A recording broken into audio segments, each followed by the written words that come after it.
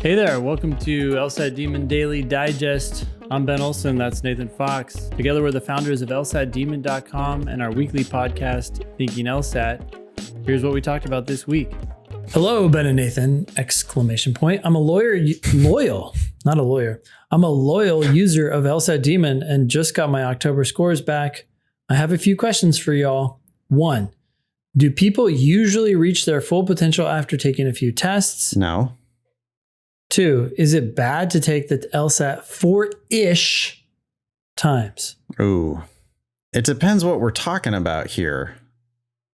I mean, we're talking about taking the official test 4-ish time. That first question made me think like that it was Practice about test. prep. Yeah. But the second question makes me think that the first question is about actually taking the official test. And so then at that point, I worry that you might not be doing enough practice tests and you're just kind of rolling the dice over and over and over on the official test, which is not a great plan.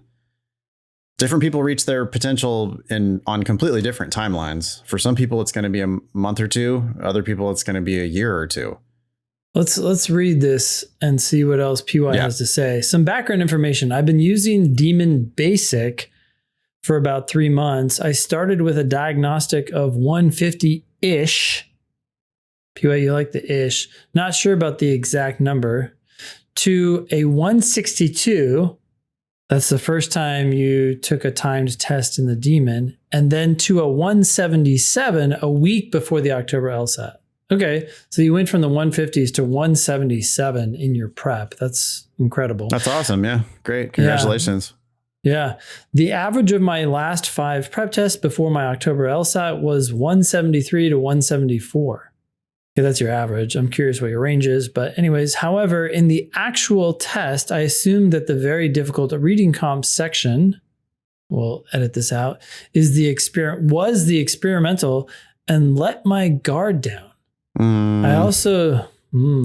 Yeah, that's a really bad mistake. That's super bad mojo, man. Like you're thinking about the experimental section. I hate that. You got to stop that. As far as you know. And this is weird too, because it's like, oh, this passage was difficult. Therefore, this whole section is probably experimental. Why couldn't it just be a hard reading comp passage? Which it turned out to be. Yeah, that's insane. I mean, it also probably wasn't as hard as you think it was. Like you had a hard time with it, but the right answers are going to be defensible based on what it said in that passage. And so I fear that people might, because I just know that people do this. They have the experimental section as this like boogeyman in their head. And then when they see something challenging, it's easy for them to go, oh, that's the experimental section. This one's not going to count for me. They want it to be the experimental section. Right. So they come up with whatever reason they can to believe that it is. Yeah. Right. It's wishful thinking, and you know what you're not thinking about? You're not thinking about that actual reading comprehension passage that's in front of your face. Yeah. And then you're going to just completely crash and burn. So you got to stop doing that. I mean, when you're taking the official test, you cannot tell that it's an experimental section unless they tell you that it's an experimental section, which they have actually done once before. But otherwise, you need to assume that this is a scored section always. And that's your error there. I mean, that's just a mental game mistake. Yep. Okay. But so far, though, it sounds like PY has only taken the test officially once. So I'm confused about the 4-ish times, but we'll get back to that. Yeah. So PY continues. So he let his guard down, he or she, and didn't do well with games, which apparently is historically my weak spot, ended up with a 170. No, what are you doing? Okay. I mean, yeah. So chalk it up to a bad day, but also get better at games so that you're going to score perfect on games every time. Yep. PY continues, I'm happy with a 170, but really want to reach my potential and be greedy like you guys have always recommended. I want to apply with a 175 and am planning to take the test for 2 to 3 more times next year before I apply in September. What do y'all think of my plan? Thanks again for being so awesome. Okay, well, I don't really care that you're thinking about taking it multiple times as long as you're just focused on the next one and being ready for the next one. Yeah, you should go ahead and plan on, you're going to kick ass on the next one and you're going to have a backup for that. Yep. And if you end up using the backup, you're going to kick ass on that one and have a backup for that. Yep. The only time that's not going to be the case is when you get, closer to your limit, but 4 times is you're going to be able to do that and then apply in September. And so I love it. I especially love that you want to be greedy here. I mean, and to be honest, I don't think you should be happy with your 170. I mean, I'm not saying that's a bad score. I'm just saying you can do better. For some people, that would be a dream score, and I would tell them you should be over the moon about that. But for you, you've documented that you can actually score a 177 on a practice test and 5 average in 173 to 174. You should not be happy with that 170. Yeah. Yep. I mean, whatever. You'll never be a 169 ever again. The law schools are going to consider you as at least a 170 forever for the rest of your life. And that's cool. Yep. But you need to take it again, and you potentially need to take it again multiple times, because otherwise you're going to be like clearly not getting a score on record that really represents what you're capable of. Agreed. Got an email here from Caleb. The subject line is advice for a bad undergrad GPA almost 10 years ago. Yeah, I'm curious what your bad GPA is. We get a whole range of opinions about what is bad. But anyways, Caleb says, hi, Ben and Nathan. I recently began looking into the possibility of attending law school and discovered your podcast as I researched the LSAT and resources for studying. I was hoping to get some advice from you on the best way forward to pursue a law degree, especially now having the goal to go to the best possible school for free. The best school possible for free. In my undergrad years, I frankly didn't take school or learning seriously and developed bad habits that damaged my GPA. I was a smart kid, but didn't work hard and ended up with a 2.68. Yep, that's bad. I left school early to accept a job, fully intending to knock out my last couple classes online that summer. Life happened and I wasn't motivated, so I never did. Fast forward to 2020, and through the help of a personal mentor / tutor, a love for learning was ignited, and I finished out my final classes, easily getting A's in all 3. I wish I would have talked to Caleb before Caleb graduated. Yeah, take more than just 3 classes. Well, if you didn't file for graduation yet, you might be able to.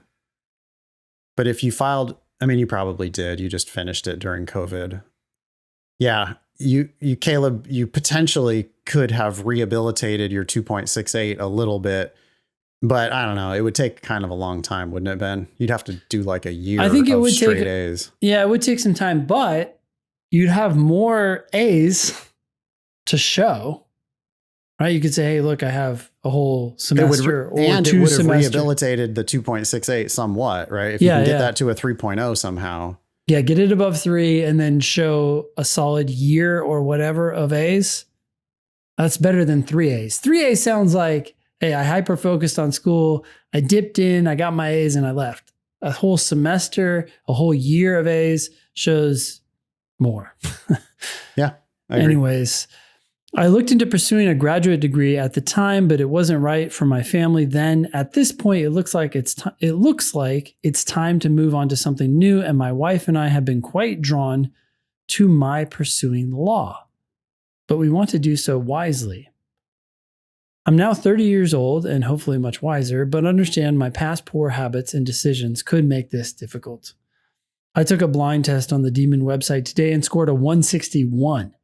If I had to self-evaluate, I believe that many of the questions I missed were simply a result of running out of time and being unfamiliar with the testing style. Wow, a 161 cold is gold. Yeah, if that's what he meant by blind, which I think he did. With no prep, that's an excellent starting score. Yeah, Caleb continues. As I reviewed the test, I was able to get most of the questions correct the second time around. Before this test, my only familiarity with the LSAT has come from listening to the Thinking LSAT podcast and one instance of the two of you walking through an LR question. Beyond that, I had no familiarity going into this. That's that might not be much, but that is a great start. If you listen to us walk through one LR question, you learn that it's all about understanding and not about, I don't know, diagramming contrapositives or anything else that could just totally send you down the wrong path. It's much better than lots of expensive LSAT courses out there. And it's also better than what you or I used to do 10 years ago. Yep.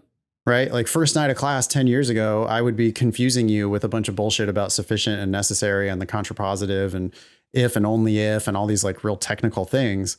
Yeah. And now 10 years later, it's like, hey, one question at a time. These questions are common sense. Let's figure them out. And that's why we, get 25-point improvements out of our students these days when we used to be, we used to think 10 was the number, 15 was the number. How many did we have on that one Thinking LSAT episode? Was it 3 31s or 2 31s? It was something weird. No, yeah. This last cycle, we had 3. Well, yeah, I remember what you're talking about. It was on one email, 3 or one episode podcast. Yeah, we had at least 2 30-point improvements. Yeah. And it's more than that. I mean, yeah. Okay. So, nice work on your cold diagnostic. With all of this in mind, what is your best advice for me? At this point in my life, I'm ready to develop good habits, work hard, and be patient. My wife and I have agreed that we really believe this is the best path to choose. So I'd appreciate your advice in the best steps to move forward. Oh, and then you provided your score from the Demon. It says you scored a 161 on November 28th. That was yesterday. Nice work. You got 5 wrong in logical reasoning, 8 wrong in games, and 7 wrong in reading comp. That's all great news because if you're getting most of your things wrong in games, that's going to be the easiest place for you to improve. So look, you are going to do very well on this test if you work hard, which it sounds like you're committed to doing. That's your best way out of this. Get the best damn score you can get. What was your GPA, Nathan? 2.54. Okay. So you had a lower GPA than Caleb. You got a 179. In my undergrad years, I frankly didn't take school or learning seriously and developed bad habits that damaged my GPA. So you and Caleb are brothers in that sense. Yeah. With that diagnostic, Caleb, I think you should insist on a 175. I don't think anything less than that is going to accurately indicate your aptitude for the test. If you've got the work ethic to do it. Games is your weakest section, which makes you an even better than normal candidate for improvement. You left 8 points on the table there. Your accuracy across the board, Caleb, is not quite as good as what I would be looking for. 80% is okay on logical reasoning, reading comp, not great. 79% on the games of the questions you attempted. You got 79% of them right. You missed 4 questions that you answered. That's bad. That's you shouldn't be answering questions on the games that you don't get right. And on LR and RC, it looks like you finished the LR, but since you missed 5 of them, I think you would have scored higher if you would have done 1 or 2 fewer questions. Take more time getting them right. And if you have to guess on a couple at the end, that's totally fine. Reading comp, it looks like you didn't quite finish. So you had a couple points that you left on the table because you didn't finish. That's fine. The 5, though, that you attempted and missed, those are the ones that you've got to slow down during the actual test and just make sure you get them right.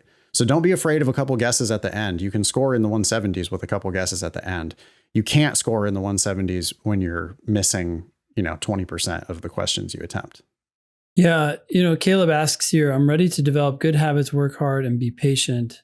And I think, he was asking what his best path forward is, but I would say that when it comes to developing good habits, that means consistently studying 1 to 2 hours a day. And when you're studying, making sure you're doing what really matters, and that is doing an official question and then learning as much as you can about that question to the point where you understand it.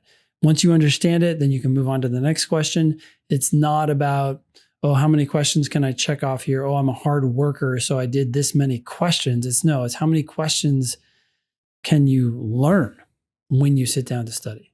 Yeah, the good habit would be review thoroughly the questions you've missed, then consider doing new questions. Yep. It's hard work, but bad habit to just sit down and do question after question after question and not actually learn anything from it. Yeah. Caleb did say, as I reviewed the test, I was able to get most of the questions correct the second time around. Does that mean that Caleb has learned the maximum that he can learn from that question? That he's learned the maximum? What? The maximum. Does that mean that he's learned as much as he can learn? No, absolutely not, right? Just because you got it right the second time doesn't mean you now understand it. You really have to decide, could you explain this to someone else? And specifically, can you tell them why the right answer is right? And can you tell them why the wrong answer that you chose is wrong? You better damn know why that answer doesn't work. Cool. I think that, well, you're in the right place with your Demon. You've got at least a Demon free account. I would consider doing one of the paid plans. All of our written explanations, all of our videos, those are helpful and available to all the plans. The top plan is if you want to get some motivation and live help in our live classes. We have multiple live classes 7 days a week. How many classes do we have today, Ben? It's Tuesday, probably like 5. Oh, I don't know, 4. We had Game of the Day this morning with Lily. We had Perfect 10 with Beth. That's a logical reasoning class. That was at, I should give the East Coast times since more people are East Coast. So Game of the Day with Lily, that was at noon. 2 p.m. Perfect 10 with Beth. 5:30 p.m. LSAT cross training with Eric. That one covers multiple sections. 7 p.m. is World's Wizardry. Normally with Matt. I think he's probably back there. And yep, that is Matt. And then at 9:30, late night tonight, is Guilty or Not Guilty. That's another logical reasoning question with Kevin. So we've got 5 classes today that are some of them earlier, some of them later. Lots of different ways to get help if you want to do the live classes. Yeah. For me, that shit is just motivating. Like I like being able to sign up for stuff that I can go show up to. It makes work less, it makes it less shitty. Yep. Anything more for Caleb? No. Good luck. We have an email here from Mario. Yeah, we've got a very lengthy but thoughtful email from Mario. He says, "Hi, Nathan and Ben. After listening to episode 339 of your podcast, I thought you could also benefit from primary sources that explain why and how the race and ethnicity data is collected and reported by law schools. The way that law schools collect and report the data is ultimately based on the standards set by the Office of Management and Budget under the executive branch, not necessarily on citizens' current sentiment," which might have been what we were speculating about on the show. Okay. So bunch of links here, and we'll figure out how to post these in the show notes, but there's something from federalregister.gov called Final Guidance on Maintaining, Collecting, and Reporting Racial and Ethnic Data to the U.S. Department of Education. Then we have the latest, which was, 1997. OBM revisions to the standards for the classification of federal data on race and ethnicity. That was a obamawhitehouse.archives.gov link. Well, I guess that wasn't Obama that did it then, but okay. I don't know why maybe that's just the link that Mario happened to have. Yeah. Has nothing to do with Obama. If it was 97. Links at the White House weren't updated after the last term. I don't know. Defining race and ethnicity data, that's from the National Center for Education and Statistics. For the purposes of law schools data collection. Okay. It says, if you're Black or African American, that is a person having origins in any of the Black racial groups of Africa. Terms such as Haitian or Negro can be used in addition to Black or African American. And then for white, it says a person having origins in any of the original peoples. Oh my God. Original peoples of Europe, the Middle East, or North Africa.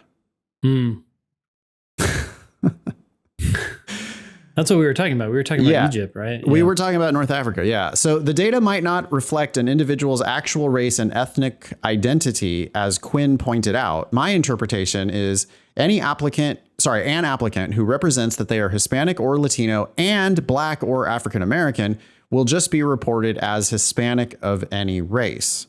An individual from Egypt who represents that they are not a U.S. permanent resident or U.S. citizen will just be reported as non-resident alien, regardless of their representation on race and ethnicity. The standards, in effect, explain why the latest ABA 509 report from Harvard Law says that only 11 out of 594 individuals who graduated from Harvard Law in 2021 have two or more races. Okay. Another interesting fact is that Hispanics of any race are included in the total number of people of color. So you could be Hispanic, Caucasian, person of color. Fortunately, the current administration is reviewing and revising the standards. And then we have a link here.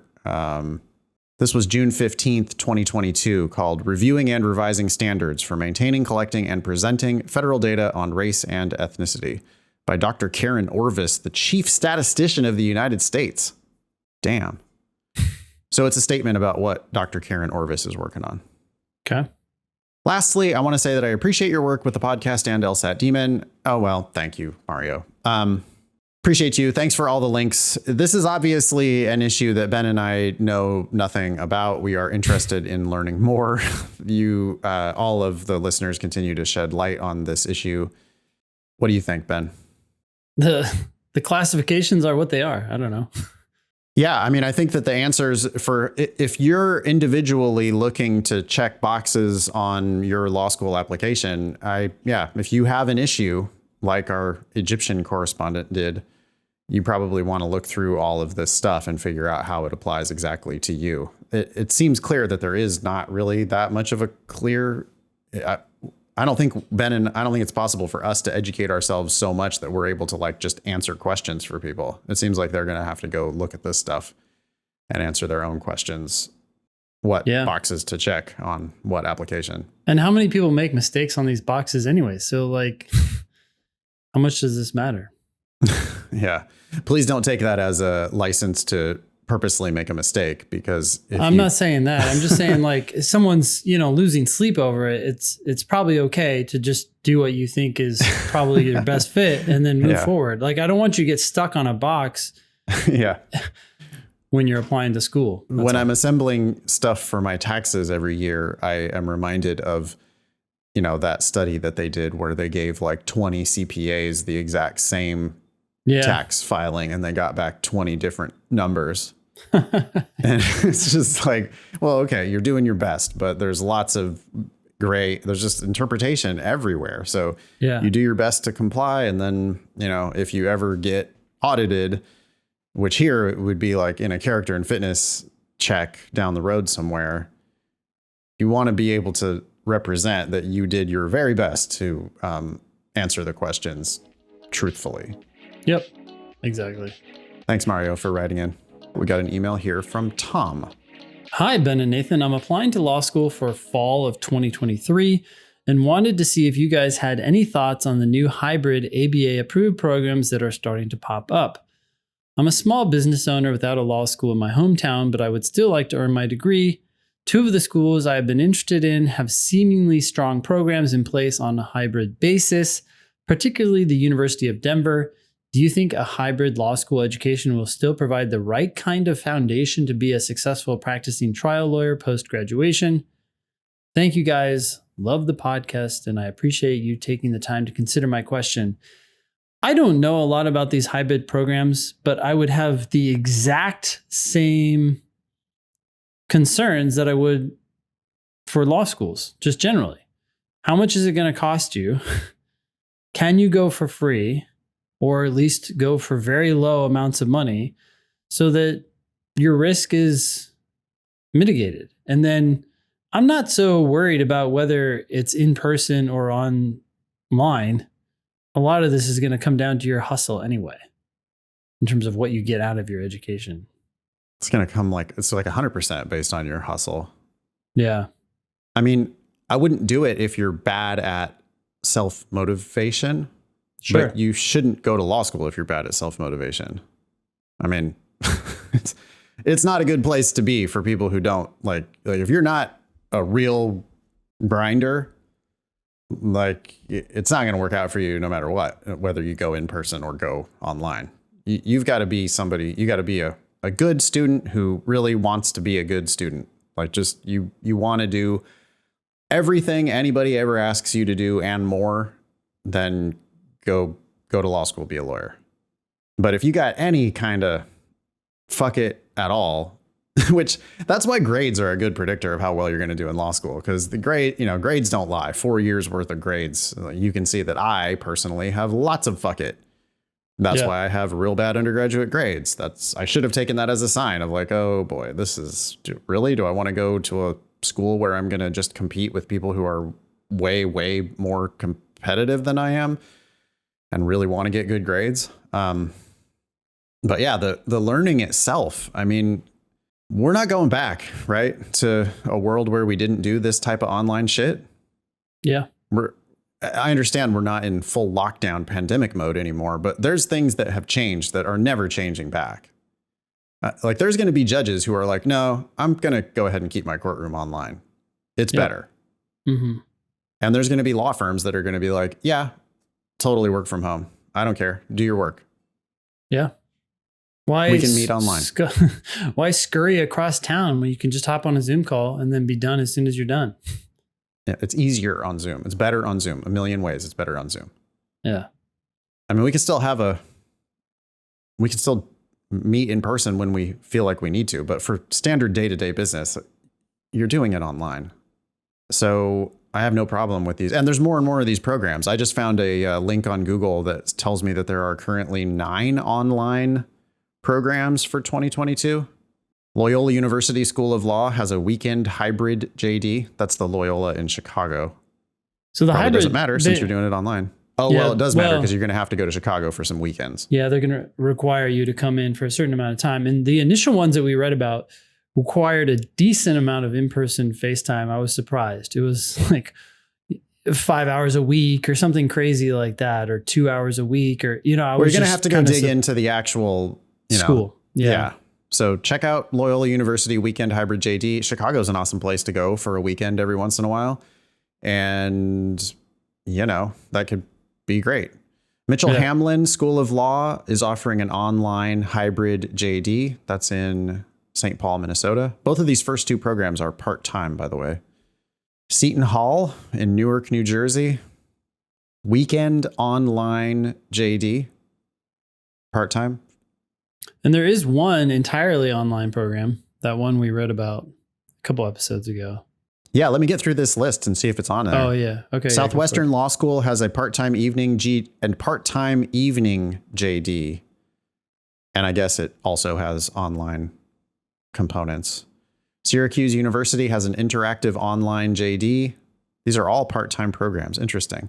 Turo in Central Islip, New York has a flex time hybrid JD.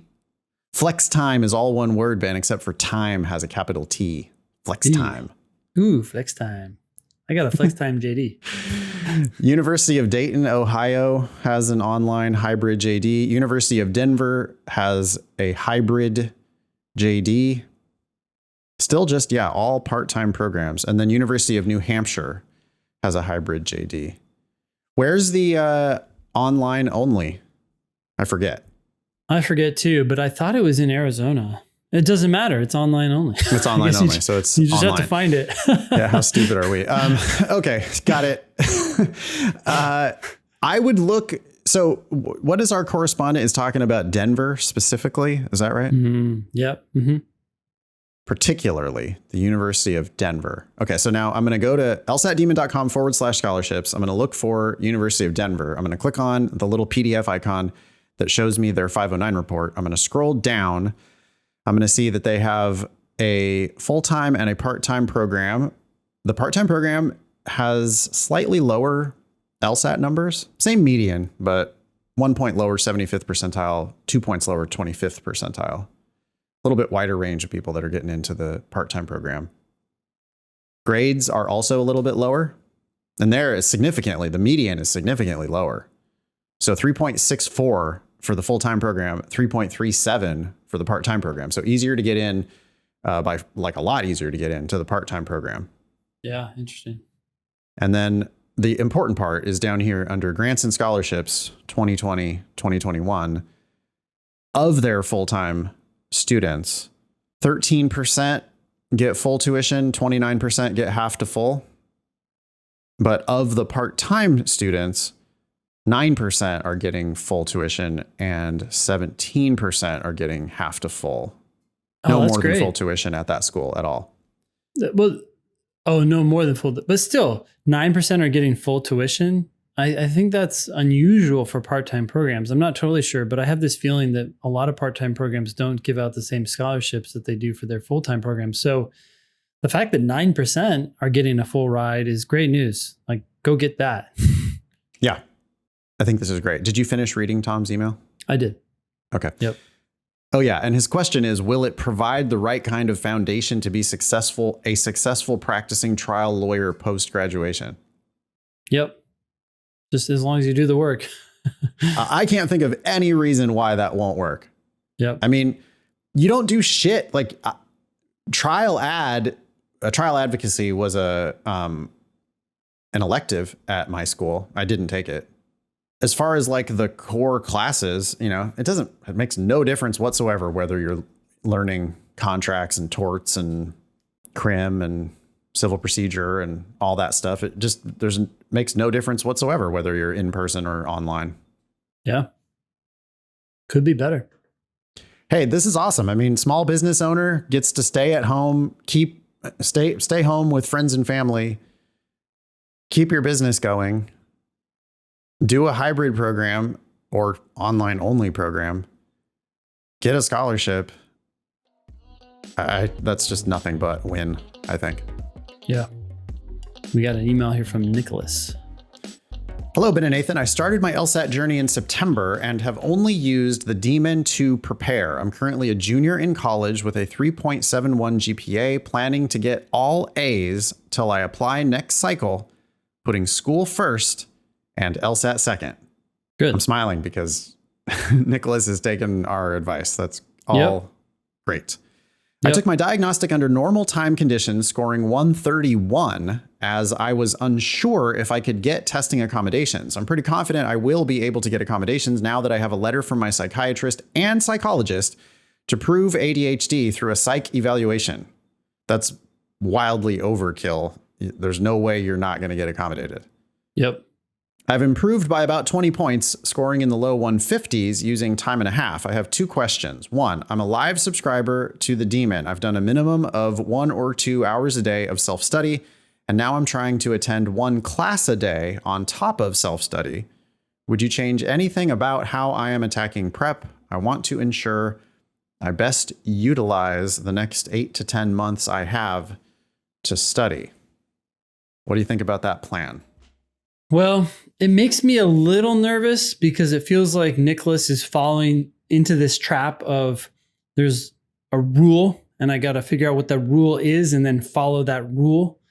The rule being 1 class and then 1 to 2 hours of study every day. Yeah. And it's going to depend a lot on your life, Nicholas, and as you've already acknowledged, your grades. So maybe some days all you can do is come to class. We always do practice problems in class. So you're going to get official LSAT questions done in that time period. And then on other days, you may not have time for class, depending on when the classes are scheduled, although we do have 4, 5, 6 every day. So yeah, probably something will fit your schedule. But even if it doesn't, then you can just go ahead and do your hour or 2 of self-study. I wouldn't over-engineer this. I would just make sure that every day you're doing something as long as everything else for school is done. And by done, I mean you're done with things that are due tomorrow and this week, and you are looking ahead and know what's down the road, right? You don't want to be too short-sighted with your schoolwork. That's all. Okay. Yeah, I agree. if you were going to cut anything out of that schedule, you know, the live classes, I think the live classes are great if you're participating and if you're asking questions and if you're like really fully on board. But sometimes I see people who are clearly just sitting back and just passively there, like they're not really engaging. I'll give them a question and they'll immediately send me back the wrong answer. And it's just like, well, wait a second. You answered that really quickly. You're not getting it right. What are you doing? Like, you're not, I asked you to take your time and think about this, and you just then fired back with a wrong answer. That's not, or, you know, camera off, never raise their hand, never participate in the chat, they're not doing anything. And I do understand that there's times where you just want to sit back and watch the show, and that's fine, but much better if you can actively participate in those classes. I would say if you ever find yourself not actively participating in the class, then that might have been the one that you should have cut. Yeah. Number 2, Nicholas says, is a score of 170 plus unattainable with someone scoring as low as the 130s for their diagnostic? I'm not sure how many points time and a half would have added to that first diagnostic. Well, it would have added a lot. I mean, well, probably a lot. Probably 10. From a 131, I would think potentially 10. Yeah. Like you're just, because I think that it might immediately make you approach the test differently. A little more relaxed. Yeah. Yeah. Just like taking your time on the earlier, easier ones and realizing that they're easy. And once you realize that they're easy, then you just kind of keep letting the test be easy. And so who knows? I mean, that diagnostic could have been 145 with extra time. Yeah.